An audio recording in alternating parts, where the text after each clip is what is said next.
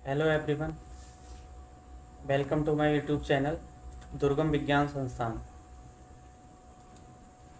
तो आज हम लोग एक सॉलिड स्टेट का एक ब्यूटीफुल प्रॉब्लम डिस्कस करते हैं। बहुत ही सिंपल प्रॉब्लम है ये। हम यहाँ से काफ़ी सारी इन्फॉर्मेशन गेन करने वाले हैं। तो इस प्रॉब्लम के 3 पार्ट्स हमको दिए गए हैं और हमको 1 बाय 1 डिस्कस करना होगा। तो आइए इस प्रॉब्लम को सबसे पहले रीड करते हैं। तो यहाँ पे हमको बोला गया है कि हम किसी कलर टीवी के स्क्रीन के सामने बैठे हुए हैं और जो कलर टीवी का पिक्चर ट्यूब है वो एक हाई वोल्टेज 25 किलो वोल्ट से उसको दिया गया है, ठीक है। और यहाँ पे एक एक्सीलेंट चांस है कि इस पिक्चर ट्यूब से एक्सरे इरेडिएट हो, ओके। और जब हम उस कलर टीवी के सामने बैठे होंगे तो नेसेसरी है कि वो एक्सरे जो है हम तक ज़रूर पहुँचेगा, ओके।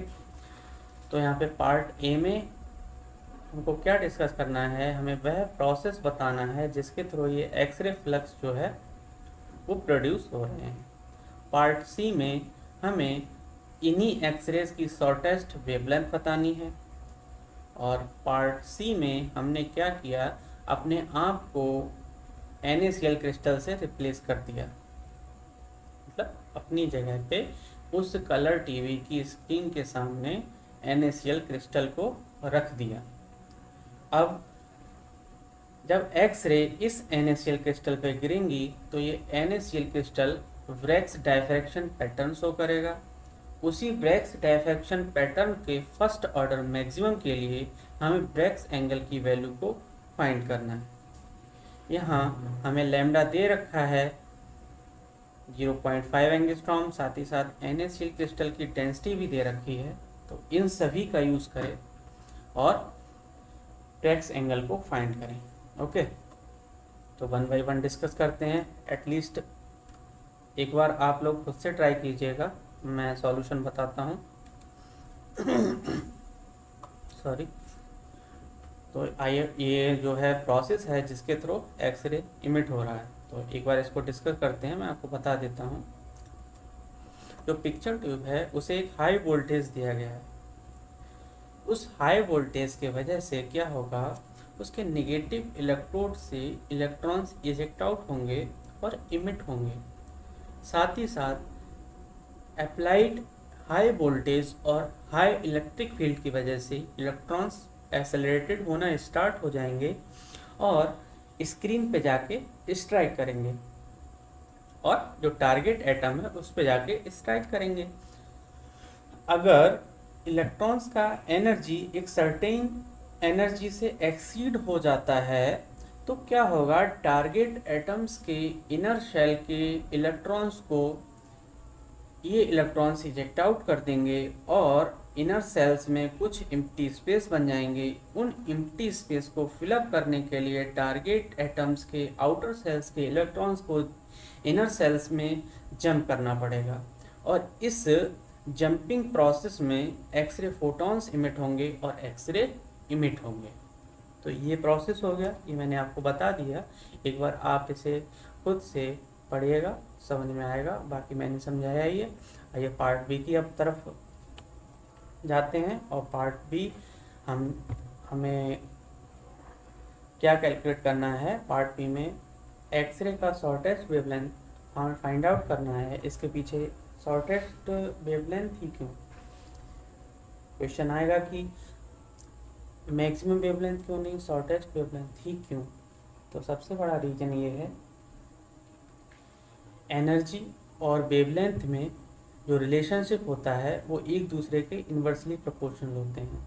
तो अगर शॉर्टेस्ट वेवलेंथ है तो मतलब हाई एनर्जी, तो हाई एनर्जी एक्सरे हमें फाइंड आउट करना है। क्यों high energy x ray find out करना है, इसके पीछे रीज़न ये है कि हम अगर कलर स्क्रीन के सामने बैठे हैं तो मिनिमम हम एक्सरे को हम तक पहुंचने के लिए 25 सेंटीमीटर की डिस्टेंस को प्रॉपर जो है ट्रैवल करना पड़ेगा, क्योंकि हमारी जो आइज़ हैं वो 25 सेंटीमीटर, मिनिमम 25 सेंटीमीटर तक क्लियर देख सकती हैं। तो कम से कम हमें कलर टीवी के सामने 25 सेंटीमीटर दूर बैठना होगा, ओके। तो इसीलिए ये प्रोसेस है। और साथ ही साथ सेम रूल हम NaCl क्रिस्टल के लिए भी मान सकते हैं कि हमें NaCl क्रिस्टल को 25 सेंटीमीटर, बाकी NaCl क्रिस्टल के सामने ऐसा कुछ नहीं है कि वो बैठ के आराम से कलर टीवी देख रहा है, वहाँ पे जो भी प्रोग्राम चल रहा है वो देख रहा है, ऐसा कुछ नहीं है। ओके, तो यहाँ पे हम लोग हाई एनर्जी वेवलेंथ फाइंड करते हैं। तो यहाँ पे एक कंडीशन ये है कि जो एक्सरे फोटॉन्स प्रोड्यूस हुए हैं उनकी जो मैक्सिमम एनर्जी होगी वो इंसिडेंट इलेक्ट्रॉन्स की एनर्जी के इक्वल होगी। ठीक है, तो अगर कोई भी इलेक्ट्रॉन एक वोल्टेज से एक्सेलरेट करवाया जाता है तो उसके पास जो एनर्जी होती है वो EV होती है, और जो एक्सरे फोटॉन्स हैं उनकी जो एनर्जी है वो hν मैक्स होती है। ओके, यहाँ पे एक चीज़ और भी है कि जो फ्रिक्वेंसी होती है और वेवलेंथ होती है उनमें इन्वर्सली रिलेशनशिप होता है। तो अगर फ्रिक्वेंसी मैक्सिमम है तो लैम्डा मिन होगा। दोनों को इक्वेट करवाया इसको और इसको तो हमें ये फॉर्मूला मिलेगा। हम यहाँ पे वैल्यूज़ को एडजस्ट करेंगे और ये वैल्यू फाइंड आउट होगी, और ये जो लैम्डा होगा वो एंगस्ट्रॉम में आएगा। यहाँ पे वैल्यूज़ पुट की, V25 किलो वोल्ट दे रखा है, उसको वोल्ट में पुट किया और हमें जो लैम्डा मिनिमम मिला वो 0.48 एंगस्ट्रॉम मिला है। ओके, हमारा पार्ट B भी कंप्लीट हो गया। अब आइए पार्ट C की तरफ चलते हैं। पार्ट C में हमें ब्रैग्स एंगल फाइंड आउट करवा रहा है, तो हमें ब्रैग्स लॉ की ज़रूरत होगी। तो ये रहा Bragg's law, 2t sin theta is equal to n lambda. Here theta is the Bragg's angle जो हमें कैलकुलेट करना है, d is the interplanar spacing. Okay, और जो n है वो ऑर्डर ऑफ डायफ्रैक्शन है, यहाँ n इज इक्वल टू 1 लेना है।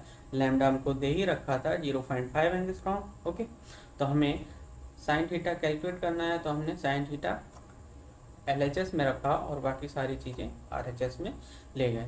इसके बाद हम ये जानते हैं, सॉलिड स्टेट में कई बार पढ़ा है, नहीं पढ़ा है तो आप लोग नेट पे सर्च कर लेना। NaCl क्रिस्टल के पास सिंपल क्यूबिक क्रिस्टल स्ट्रक्चर होता है। ओके, और Na+ ions and Cl- ions alternatively arranged होते हैं। ऑल्सो हम लोग कंसीडर कर रहे हैं 1 मोल ऑफ NaCl, तो N0 एवोगैड्रो नंबर्स हो जाएंगे आयंस के। ओके, साथ ही साथ पीरियोडिक टेबल से NaCl का मोलर वेट भी हमने यहाँ नोट डाउन कर रखा है, और डेंसिटी हमको क्वेश्चन में गिवन है। तो एक फेमस फार्मूला सॉलिड स्टेट में आप लोग माइट भी 12th क्लास से पढ़ते आ रहे हैं, केमिस्ट्री में ये दिया गया था, ये आपने ज़रूर ही पढ़ा होगा और अपनी ग्रेजुएशन में भी पढ़ा होगा। ये फार्मूला हमने यहाँ पे राइट डाउन किया है। ये simple cubic and BCC FCC इन तीनों क्रिस्टल स्ट्रक्चर के लिए ही वैलिड है। यहाँ पे वैल्यूज़ को पुट करेंगे और 1 by 1 कैलकुलेशंस करेंगे, इसका क्यूब रूट लेंगे और हमें 2.82 एंगस्ट्रॉम इस D की वैल्यू फाइंड आउट हो जाएगी। इस D की वैल्यू और लैम्डा की वैल्यूज़ को यहाँ पुट करेंगे, ये हमने यहाँ पुट किया है, और हमें साइन थीटा 0.88 मिल जाएगा, और यहाँ से हम इसका इन्वर्स ले लेंगे तो हमें थीटा 5 डिग्री मिल जाएगा। It is so small angle. Okay, तो आज का ये प्रॉब्लम है। मिलते हैं नेक्स्ट वीडियो में। Okay, thank you.